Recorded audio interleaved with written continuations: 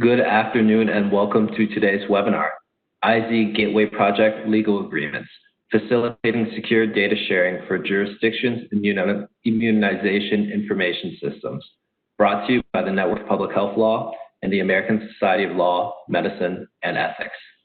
I'm Charles Strong, the Senior Digital Marketing Coordinator at the Network's National Office, and I'll be your host for today's webinar.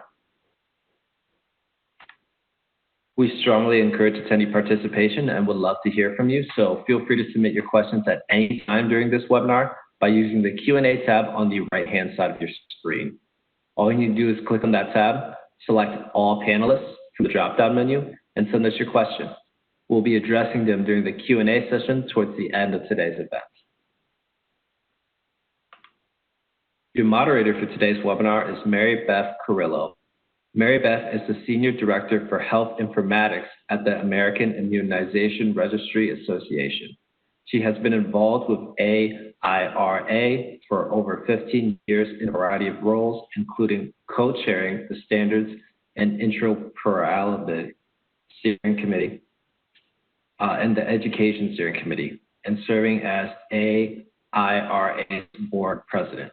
Mary Beth has also worked as a public health consultant and faculty trainer with the Public Health Informatics Institute since 2013. Mary Beth will be leading us through the rest of today's webinar. So Mary Beth, over to you. Thanks so much. All right, so I'm going to start by introducing our panelists today, and you're going to hear from some great experts who have a lot of excellent information to share. If you'll move forward one slide. So first you're going to hear from Dan Chaput, and Dan is an IT specialist at the Office of the National Coordinator for Health Information Technology in Washington, D.C. Dan has training, background, and experience in public health and information technology. Having worked at the state and local health departments for many years, he also brings in a unique perspective to multiple projects and initiatives at ONC. We are lucky to have Dan on a detail to HHS Chief Technology Office right now, where he's helping heavily with the IZ Gateway rollout. Next slide. Matt Tiller is a project manager and technical lead at ESAC Incorporated, the technology vendor for the IZ Gateway. Matt and ESAC have done extensive work to promote electronic sharing of health data. Next slide. Sally Malam is Deputy Director of the network's Mid-States Regional Office. Sally has practiced law for over 25 years, primarily in the health, HIPAA, and general privacy areas. She is a certified information privacy professional with U.S. and government privacy certification. She has extensive experience in working with state agencies on data-related issues. Next slide. And finally, you'll hear from Denise Chrysler. Denise has been a public health attorney for over 30 years. She directs the Network for Public Health Law's Mid-States region at the University of Michigan School of Public Health. Denise's legal work covers communicable disease prevention and control, environmental public health research, privacy, data exchange, and emergency preparedness and response. Denise serves on Michigan's Public Health Advisory Council, which was created after the Flint water crisis to advise the governor on public health matters, including Michigan's governmental structure for protecting the public against health threats. She also serves on the National Committee on Vital and Health Statistics and on her local Board of Health. So as you can see, we have a great group of panelists today, and they're going to be sharing some excellent information with you. If you'll move to the next slide, I'll hit on the topics we're going to be covering today. So Dan will be providing an overview of the IZ Gateway project portfolio and mass vaccination approach. Matt will be talking about security and how it relates to the IZ Gateway. Sally will be talking about the legal relationships and the data use agreement that's really at the center of this project. And finally, we'll hear from Denise, who will be talking about the Public Health IS interjurisdictional MOU. And then we'll have time for Q&A at the end. So please be thinking of your questions and entering those into the chat box as we go, and we'll be sure to address those at the end. We plan to leave about 15 minutes or so for questions. Okay, and with that, if you'll move to the next slide, I'll hand things over to Dan.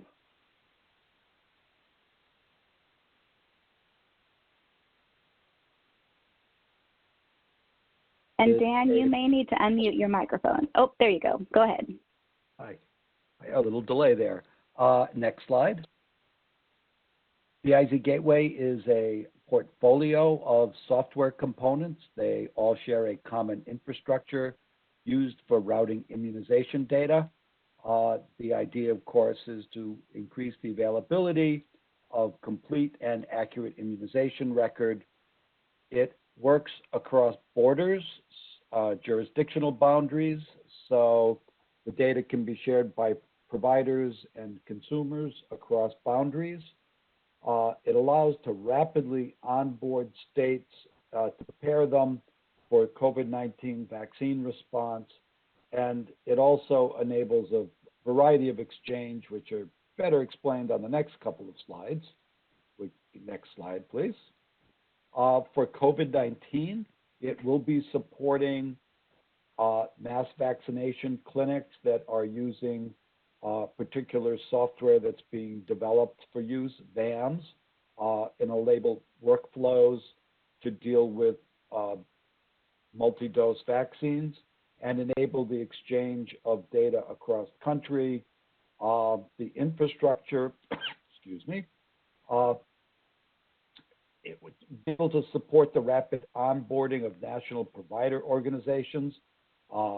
Think of CVS, pharmacies, nationwide chains, other board of prisons, anything that might be across jurisdictional boundaries or span boundaries, and also will help enable vaccine tracking and administration as people tracking, and it also sets a foundation for proof and confirmation of immunization. On the next slide, these are the 4 products that we have. Connect is that piece of the gateway which lets, say, a national pharmacy chain send data to one single central point, and that central point then fans out to these 64, 65 participating IIS. So it's sort of a single point connection for a national provider and a fan out. Share allows the data to go from state to state. So if you want to get your whole record and pull it over from state A to state B, you can reach across boundaries and pull the data back. Access is consumer access, so you're a person and think about using either a portal like your portal in your doctor's office or a phone-based telephone app that would allow you access. The last piece is under development. It's a provider-initiated multi-jurisdictional data exchange, and that's if your records are all over the place in multiple places. It's under development. Probably don't have to worry about it too much right here for this discussion. So each one of these connect, share, and access. Most of what we're going to be talking about today is connect and share and the legal agreements that make it possible for connect and share to be implemented as IT products. So those are the 2 most important for today's discussion. Next.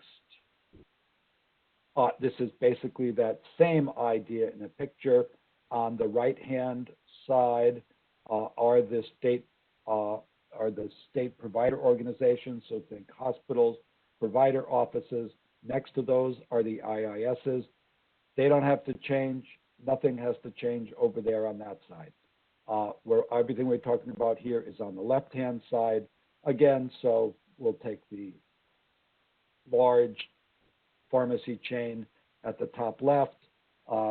Someone can come in, have an immunization, goes into the gateway. It gets routed to the state where that provider is providing the vaccination services as they're mandated by law. Also possible to send it to the person's state, not 100% how it's going to be working there. But that's it in a nutshell. So we're most concerned with connect and share. And connect is the single point in for many distribution points, and share is the state-to-state sharing.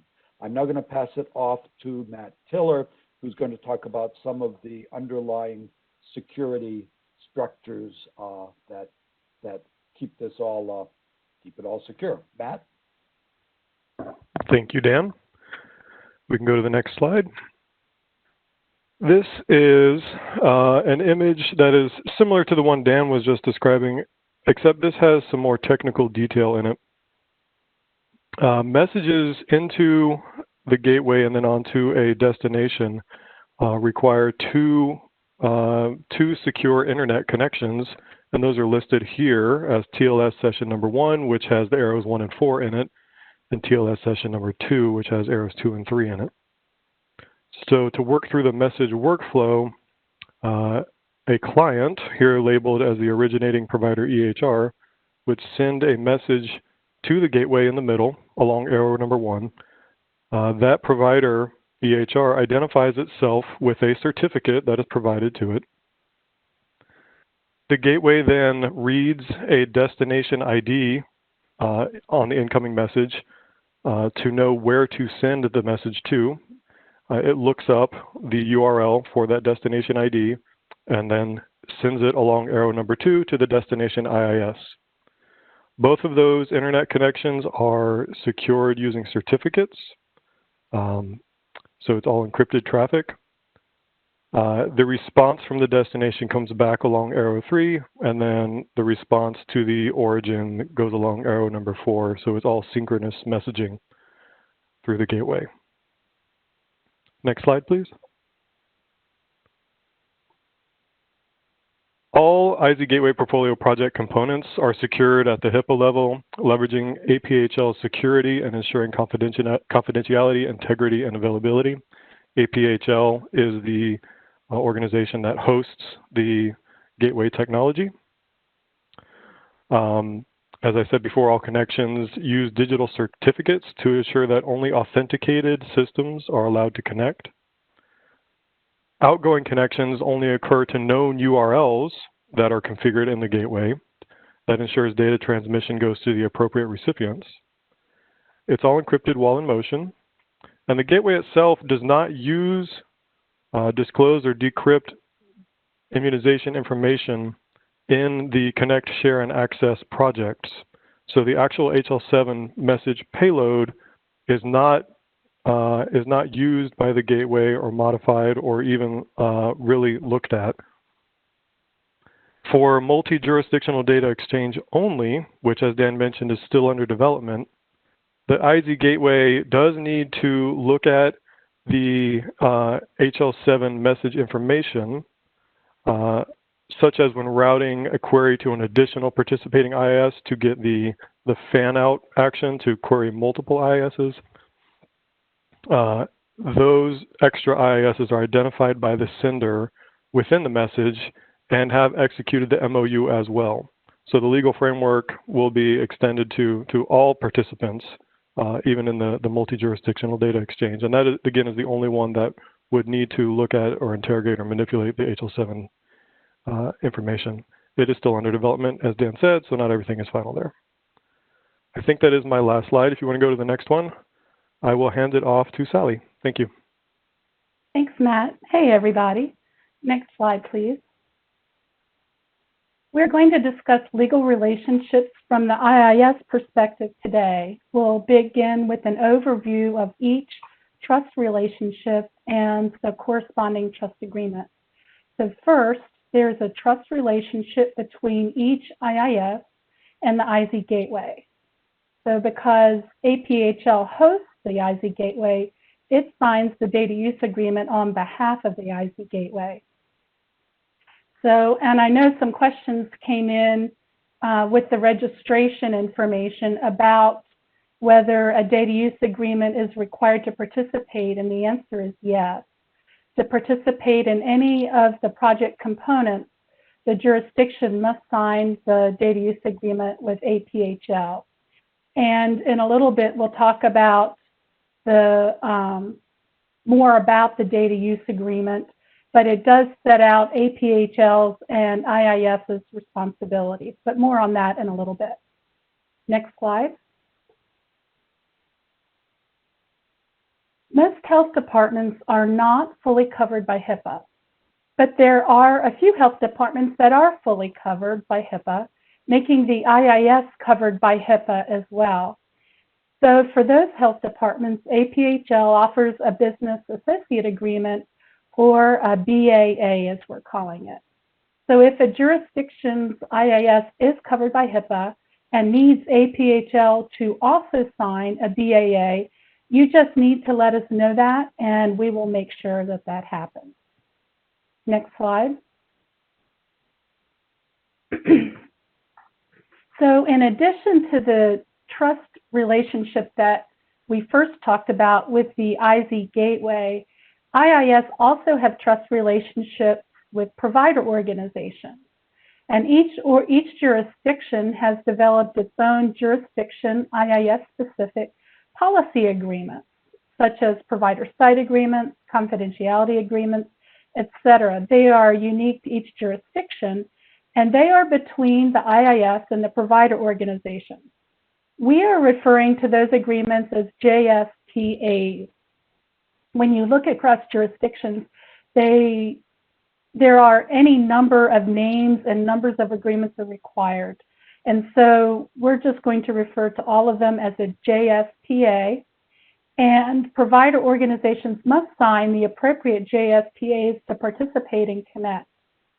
A provider that connects to an IIS via the IZ Gateway is treated just like a provider that connects directly to the IIS, which means that the provider needs to sign any JSPAs for each state or other jurisdiction to which it will report, regardless of the provider's location.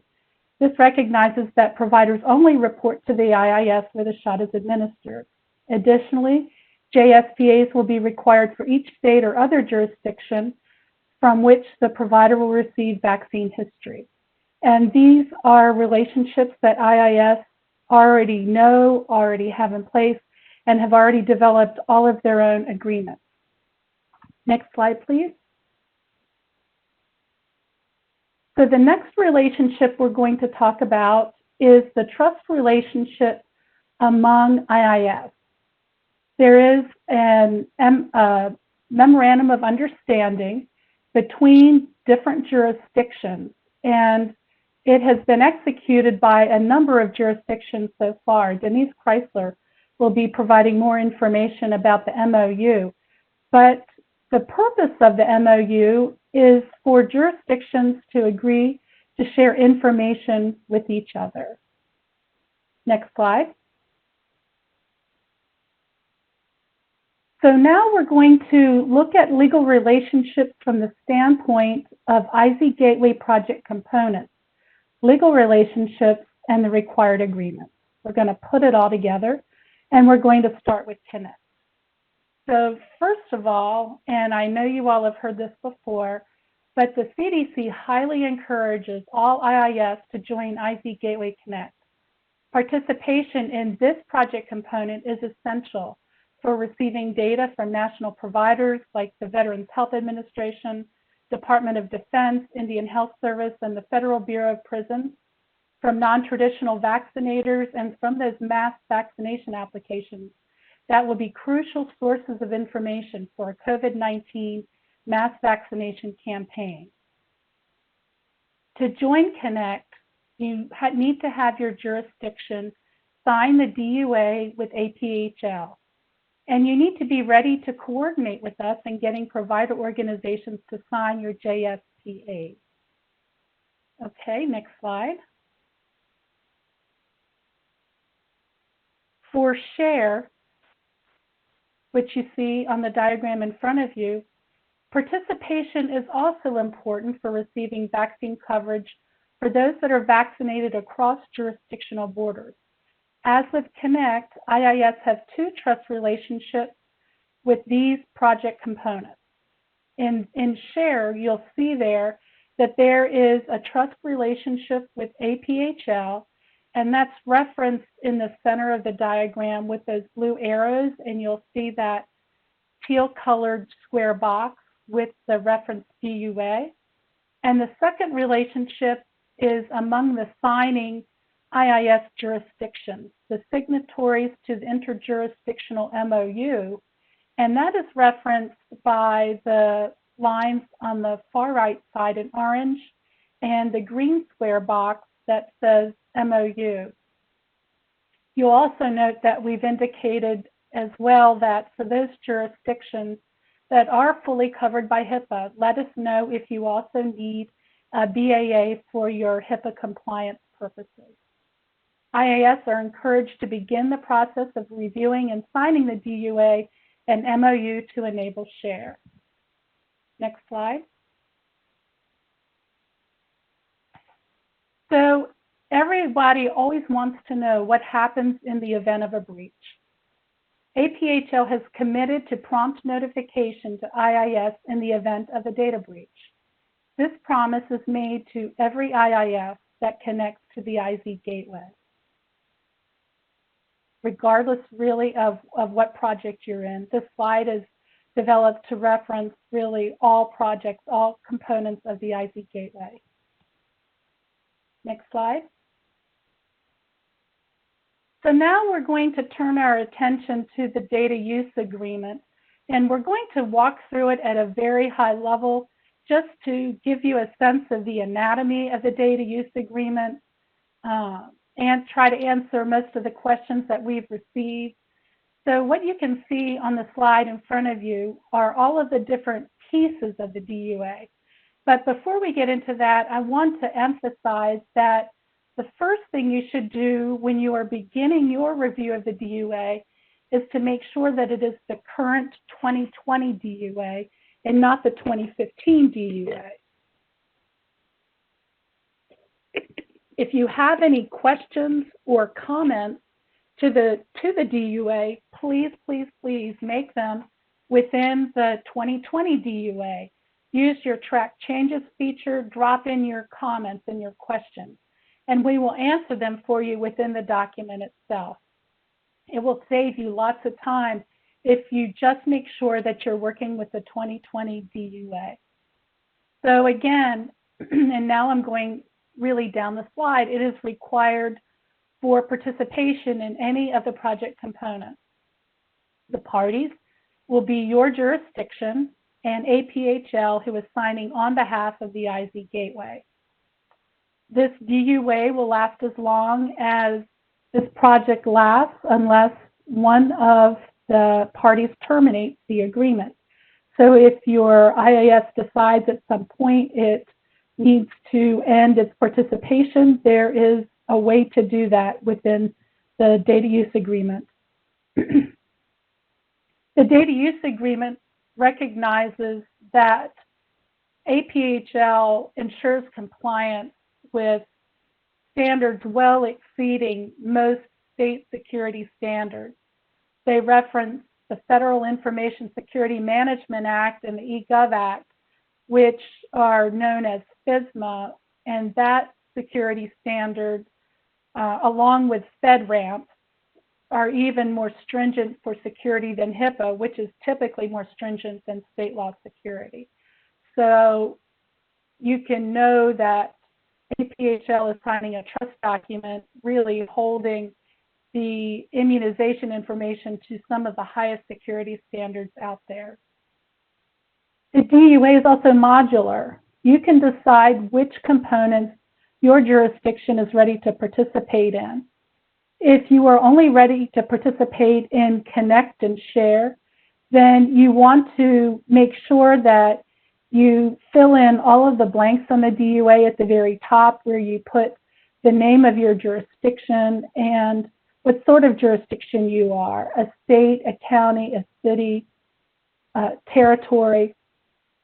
And then at the end, you also want to complete that same information in the task order and in the signature block at the end of the DUA to make sure that you get all of the blanks filled in, and then you also want to put X's on the task order in the boxes opposite the different project components. And so if you want to participate in Connect, you want to have your signatory sign the DUA, put an X in the box opposite share, and then sign the task order. If your jurisdiction is also ready to go ahead and participate and access a multi-jurisdiction exchange, you also want to put X's in those boxes. Some jurisdictions might find it easier to obtain one legal review and go ahead and get the entire DUA completed at once.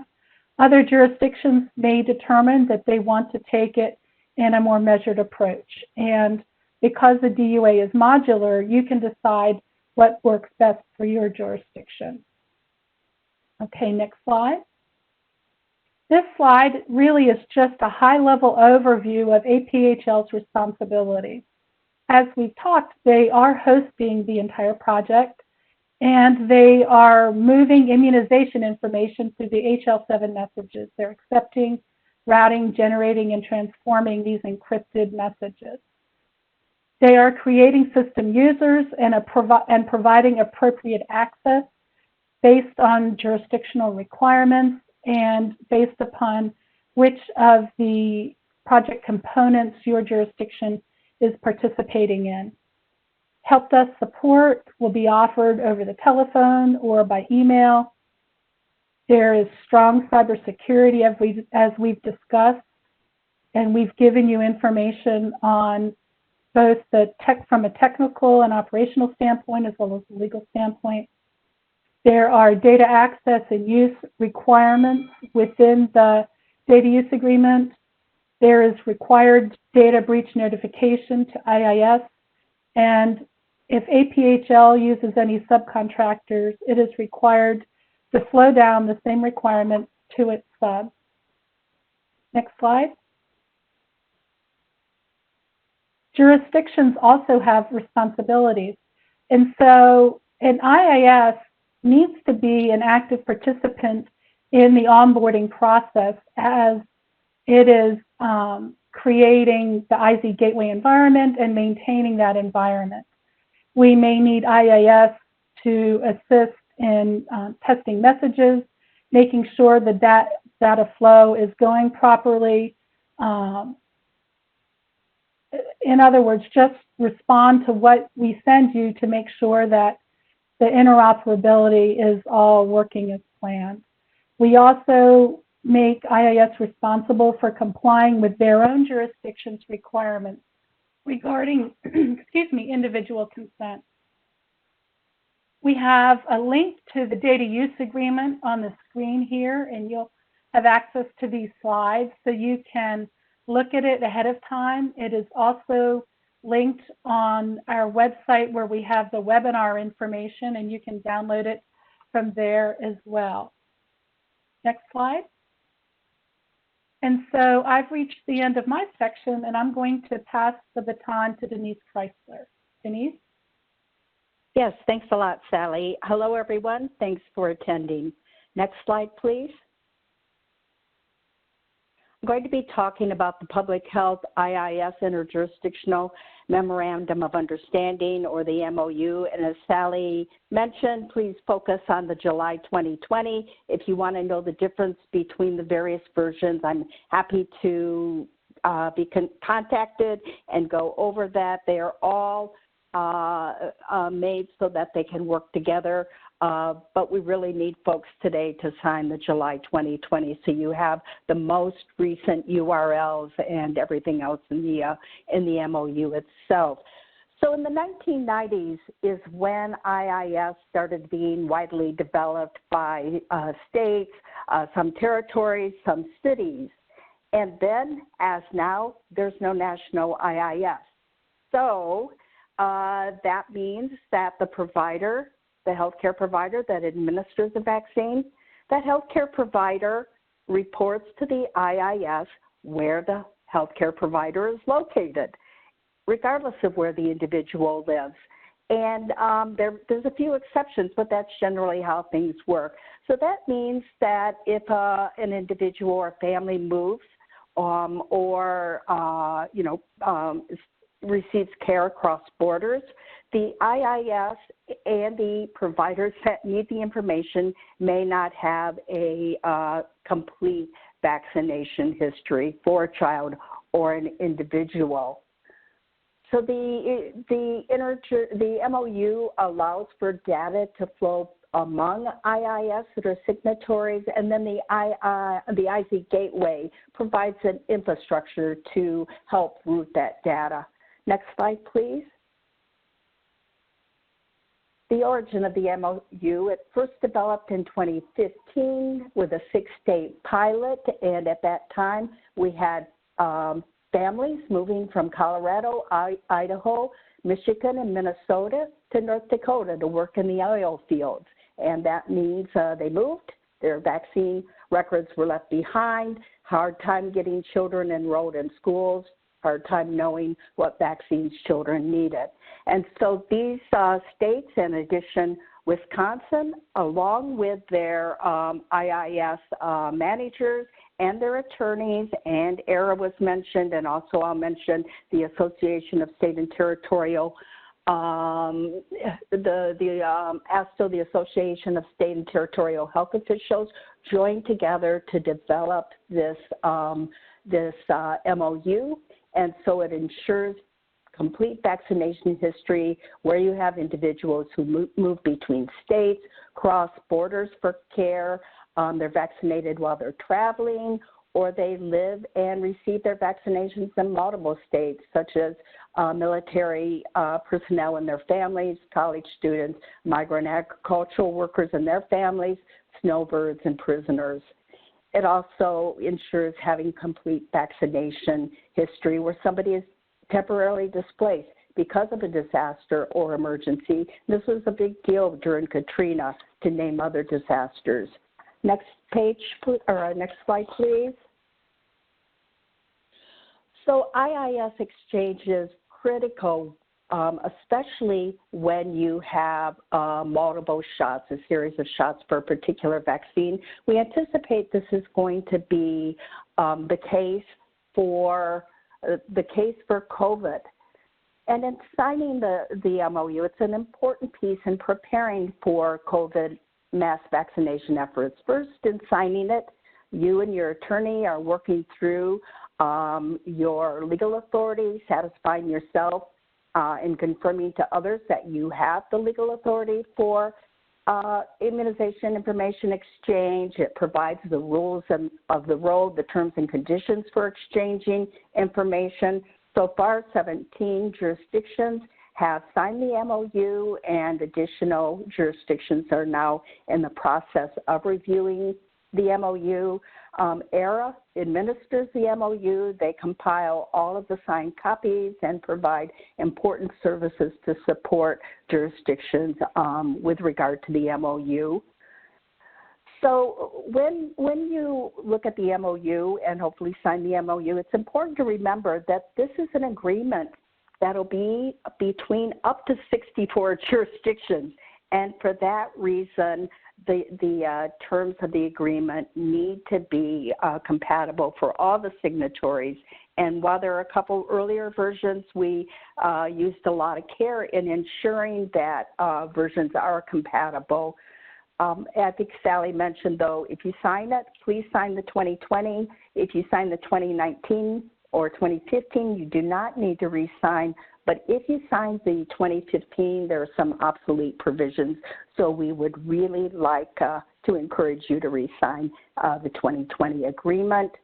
The MOU is flexible, it's technology inclusive. You can exchange information through the IZ Gateway, or, for example, if you remember the IZ Gateway, but you have an adjacent jurisdiction that is not, it will allow you to exchange and set up a system for just your jurisdictions to exchange information. Next slide, please. I won't go into the provider-initiated multi-jurisdiction data exchange that's under development, but one of the earlier speakers mentioned it's gathering information from IIS all over the place, I think he said. And so the MOU is a key part of enabling that kind of exchange so information can flow and be compiled into one record. Next slide, please. So here's a view of the key provisions. The parties to the MOU are the original 6 additional parties that have signed, future parties that have signed, and to be a signatory, you must provide your signed copy to ERA. We have some language in the MOU, so it's clear what the purpose is to ensure that it is only used consistent with that purpose. As I mentioned, the MOU is not intended to eliminate current or future point-to-point agreements or agreements that are that have been developed in the past between individual jurisdictions. While this is an agreement to exchange information with all other jurisdictions, the sending party, the sending IIS, is in the driver's seat because they decide what information they send. Next slide, please. So if you are the receiving party, the receiving IIS, the MOU provides that you incorporate the data into your IIS, and then it's just like when you incorporate provider data in your IIS, that's the receiving jurisdiction's data. They need to protect it. The IIS, the MOU has provisions regarding privacy and security, and only share it consistent with the MOU and your own state's laws and policies. There's no warranties in the sense of parties will use their best efforts to exchange correct information and timely information. Next slide, please. So a starting point is always working with your attorney, and the first thing the attorney will probably be doing is looking at the legal authority to exchange immunization information. And since these are jurisdiction-based, state-based, local, a few cities, and then territories, this law and the underlying authority is going to vary depending on the state. So you're going to have states that have specific provisions for cross-jurisdictional exchange. You may have states that can exchange information under their general powers. You may have states that don't mention IIS whatsoever, or you have states that have emergency powers, for example, exchanging information during a pandemic such as COVID. So if you find your law is restrictive, is creating challenges for exchanging information, and you want to brainstorm, to look at strategies, please do not hesitate to contact us to discuss your particular law and how it may be, how it may enable you to participate in the MOU. And then just as a reminder for SHARE, each jurisdiction will sign a DUA with the the Association of Public Health Laboratories, APHL, and which provides the infrastructure for secure IIS-to-IIS exchange. And the DUA does address, as Sally talked about, many security safeguards. So I believe that's my last slide. All right, wonderful. Thank you so much, Denise, and thank you to all of our panelists. We'll go ahead and open up the Webex QA now. And so Charles went over at the beginning how to put in a question. So just a reminder that you can use the Q&A panel, select all panelists, type your question, and hit send. We do have a few questions that came in, both via the chat window and the Q&A window. So I'll get started, but as you collect your thoughts and prepare your questions, go ahead and enter those in, and we'll try to get to them in chronological order.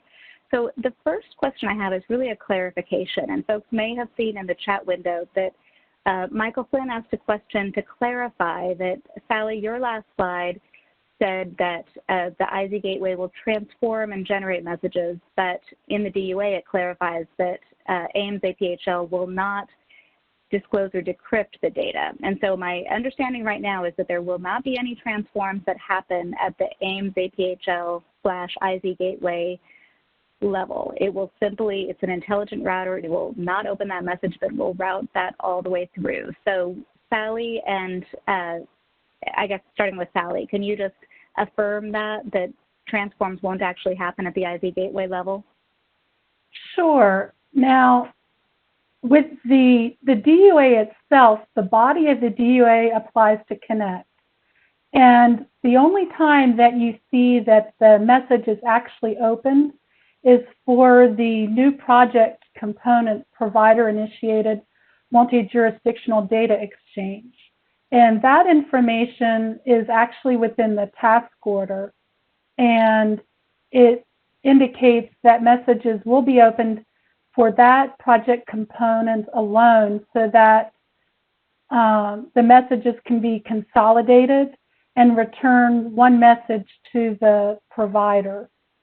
I think the screen that I had up included the three components, connect, share, and access. Messages remain encrypted and are not open.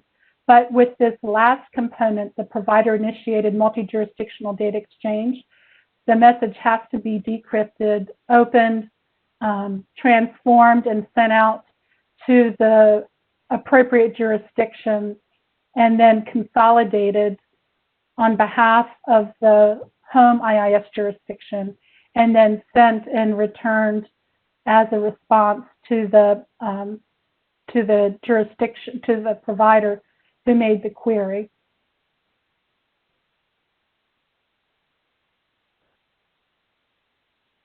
Okay, so hopefully that clarified that it really is that last component, that multi-jurisdictional query component, that would do some level of transform, but the rest would be simply a pass-through. Okay, so moving on to some additional questions. Is the JSPA, the jurisdiction-specific provider agreement, the BAA that IZ Gateway is sending to the providers? I can take this one too, Mary Beth. So the BAA is not, the BAA that I was referring to that jurisdictions can sign is not one of the JSPAs. It is the AphL BA, and it's the BA that the project is using. So if a jurisdiction is HIPAA covered and needs a BAA in place along with that DUA, please reach out to us and we'll provide it to you. I am aware that many jurisdictions have a BAA as part of their JSPA portfolio that they utilize with their providers. And we would anticipate that you would continue to use that with your providers as appropriate for your jurisdiction. But we have a project-specific BAA and need you to request that from us. Okay, perfect. Thank you. Next question. Is it possible for consumers to opt out of having their vaccination information uploaded, or will that be the IIS's responsibility?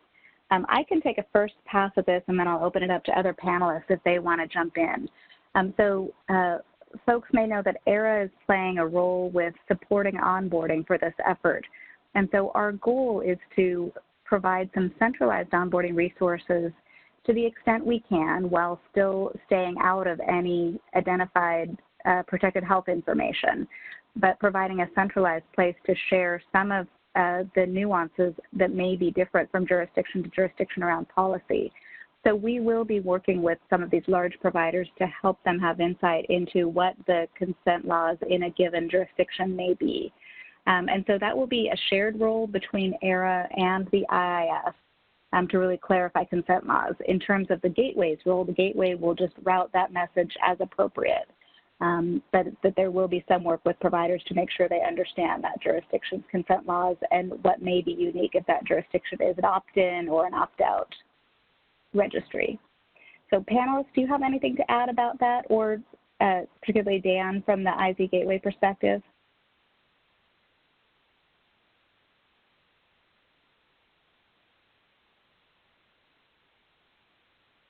So no, those are, that's a great point. And yes, we are logging and tracking that and looking at all the possible permutations about how that will actually be operationalized. But we are aware of that. Good question. Mary Beth, do you see the question in chat also? I do. About, I see one around, there's been a graphic showing the gateway with de-identified data. Is this accurate? And to what standard is the de-identification performed? Is it verified by a human?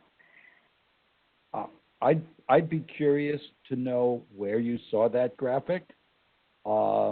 the gateway does not have that functionality. So I'm not sure exactly what that would be. So if the author of that would let us know where you saw it, or you can follow up with me or some other, anyone else on the panel. Thanks.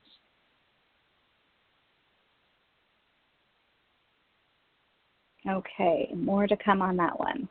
All right, thank you. Next question up is, do you have promotional materials the organization can provide to the provider organizations to explain the project in IZ Gateway, or is this responsibility put on IIS to share those with the providers who may be participants in the IZ Gateway? Dan, do you want to take that one? I'm sorry, I was still ruminating on the last question. So sorry, say it again. Yeah, are there promotional materials available that the organization can provide to provider organizations to explain the gateway, or is that a responsibility of the IIS to provide those materials and outreach? Send an email to IZ Gateway, just like it sounds, IZ Gateway @hhs.gov, and I will see what we have that would work for that sort of outreach. Yeah, and I will also mention that I know there is an outreach effort on the part of HHS CTO and an audacious inquiry, who was part of this project, as well as CDC, to work with some of these large federal partners like VA, Department of Defense, Bureau of Prisons. And so I know they'll also be providing some of that introductory outreach to these large providers. But certainly the more materials we can have that are available both for their use and for IIS to also use to make sure we're sending the same messages to those large providers, the better. And I think there's probably stuff we could repurpose very easily. So. Right. Okay, great. Thank you, Dan. All right. Next question. Will individual organizations currently reporting immunizations to a jurisdiction's IIS, and then friends, non-HIPAA covered, need to enter into a BAA with APHL, or does the BAA only apply to HIPAA-covered jurisdictions? This is Sally. I'm happy to take that one. So a BAA is only required where the organization needs it in place because they are HIPAA covered. And so if a reporter is not HIPAA covered, then a BAA will not be required.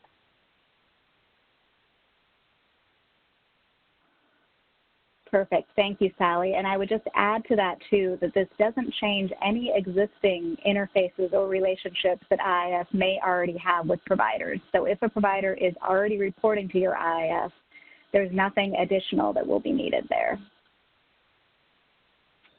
Okay, next question. I assume IZ Gateway has an agreement with APHL and it has privacy provisions in it, correct?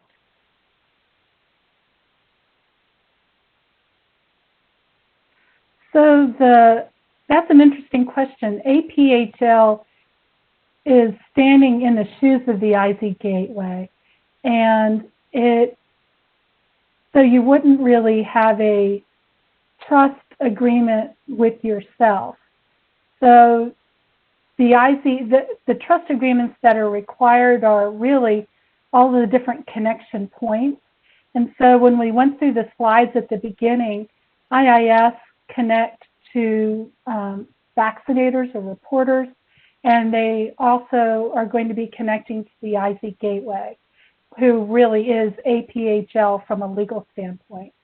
And so to support both of those connections to make sure that trust is enforced, that there is clarity around roles and responsibilities, we have those various legal agreements that cover each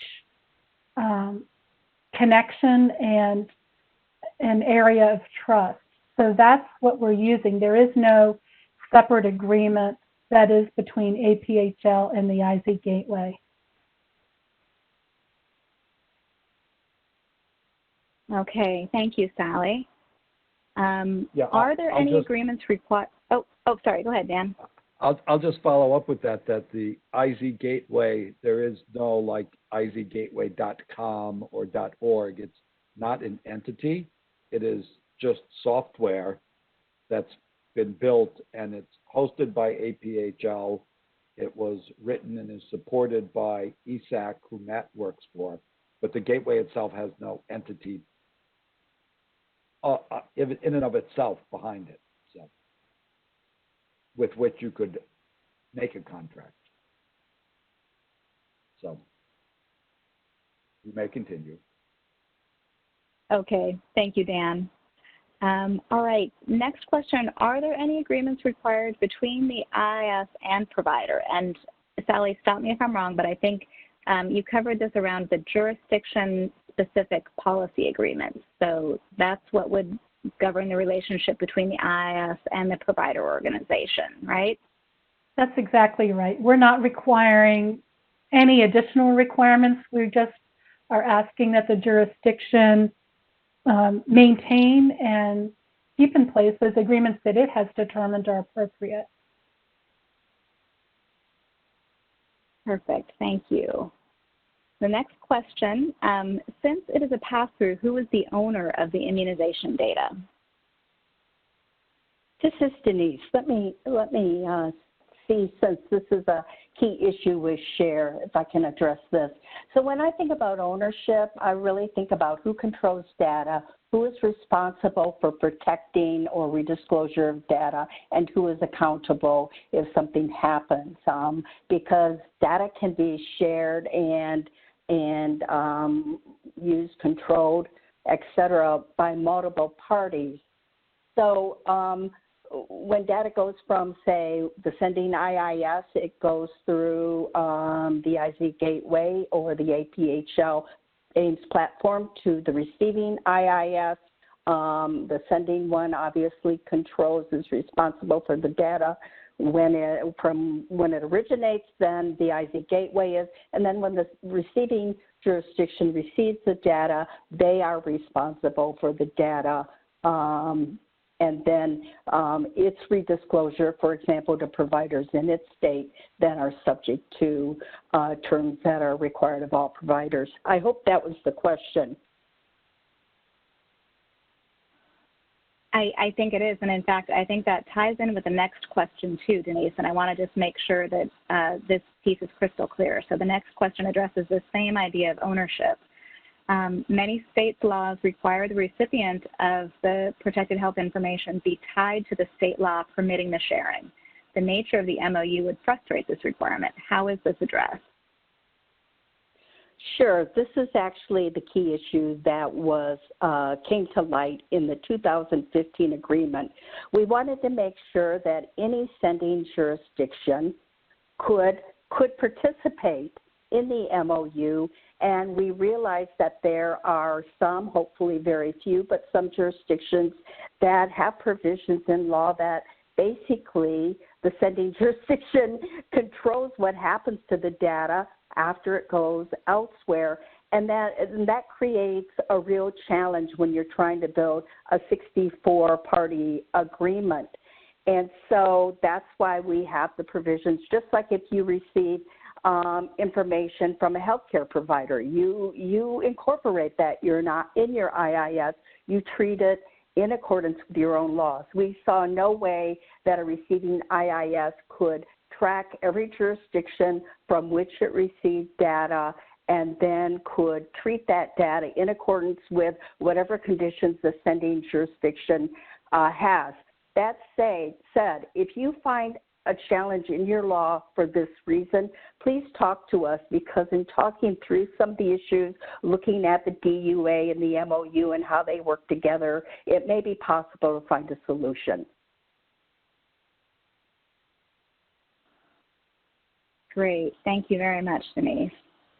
The next question addresses jurisdictions that may be transitioning to a new system or platform. And the question is, if an IIS is transitioning to a new platform, can they wait until they make that transition to connect to the immunization gateway or the IZ gateway? And I will actually field this one from the from the ERA perspective, what we're most focused on is making sure that all of our member organizations, every IS, can receive data from these large federal partners and new applications that may be introduced as part of the COVID response. So in terms of the timing of that, CDC is estimating that the COVID vaccine will roll out as early as November 1st. So what we would hope is that if vaccine starts getting administered, it flows to IIS in as close to real time as possible. So I would say, looking at that November 1st date, I wouldn't wait. I think we want to make sure that IS continue to be sort of the systems of truth and full capture of all vaccinations in their jurisdiction. So happy to follow up with this offline, though, if folks want to talk more about that. Okay, I'm going to squeeze one more question in, and then we'll need to wrap up. And the last question is, states cannot enter into binding agreements with each other. Is there a thought on pursuing an interstate compact? And I think that's, again, one for you, Denise. That is one of the reasons behind an MOU, and the provisions in the MOU, if you look at the warranty provision and some other provisions, have best efforts. Each jurisdiction's own law applies to them. There is no, for indemnification, there is no indemnification of other parties. So please go through the IIS if this continues, or the MOU if this continues to be a concern, then let's chat about it. Okay, wonderful. Thank you so much. And I do want to call out that this is not your only opportunity to get your questions answered. There will be another session like this coming up in September. We also have Q&A sessions scheduled to, in a more small, informal discussion venue, talk about questions bubbling up, particularly around that DUA. And so we encourage you to access one of these sessions. If you do have MOU questions, those also can be raised here, or they can be followed up with offline, because these are more heavily focused on the DUA. But please feel free to attend these and bring your questions, and hopefully we'll be able to get those answered as we move into this high pressure time when we try to get everyone connected to the IZ Gateway. So with that, I will hand the floor back over to Charles to bring us home. Thanks, Mary Beth, and thank you everyone for your participation in today's webinar, and thank you again for our panelists for presenting today. Just a few final notes to our attendees. The video playback and presentation slides for this webinar will be available on the network's website shortly after the conclusion of today's event, and you will be receiving an email with those resources as well as a link to our brief webinar survey. This survey takes just 1 minute to fill out and provides us with some really great insights, especially in regards to what topics you might be interested in for future webinars. You'll also be receiving an email from ASLME with information on how to apply for CLE credits for today's event. And finally, join us this September for a virtual summit on COVID-19 response and recovery. Registration is free, and you can sign up at networkforphl.org/summit. So that concludes today's webinar. Thank you all for attending, and have a great rest of your day.